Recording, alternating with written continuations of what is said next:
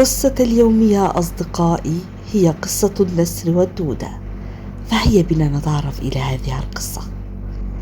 كان النسر يحلق عاليا في السماء وهو يبحث عن صيد يسد به جوعه، إلا أن كل الحيوانات قد اختبأت من الطيور والأرانب والفئران. فماذا سوف يفعل النسر؟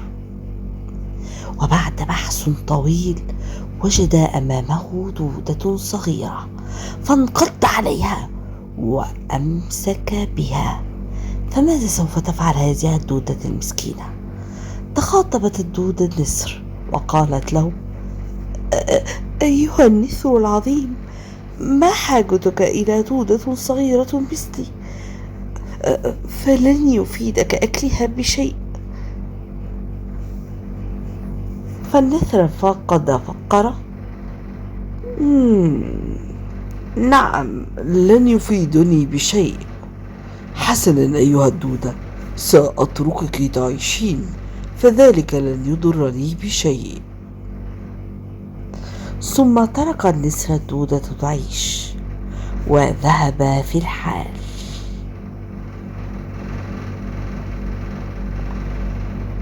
يترك النسر الدودة في إحدى الأشجار وهي تودعه: شكرا لك أيها النسر الشجاع الكريم، شكرا لك، شكرا يا صديقي الكريم الوفي.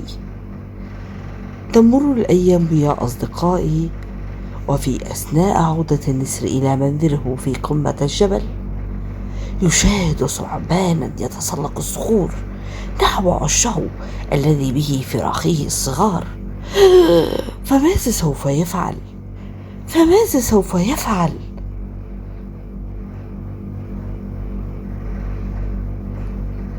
ثم رأى من بعيد فراشة جميلة تناول الثعبان وترمي أحجارا صغيرا على عينيه لتمنعه من التهام الفراخ التي تصرخ طلبا للنجدة: أبدا أبدا.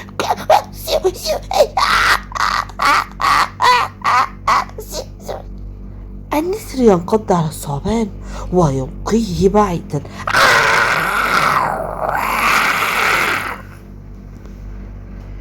يعود النسر إلى الفراشة ويقول لها: شكرا لك أيتها الفراشة، فقد أنقذت صغاري.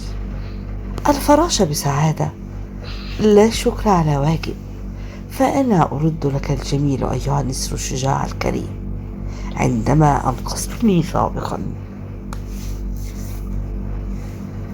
النسر: أنا لم أنقذك، إنني لا أعرفك أيتها الفراشة الجميلة. ثم تضحك الفراشة: بل تعرفني، فأنا الدودة.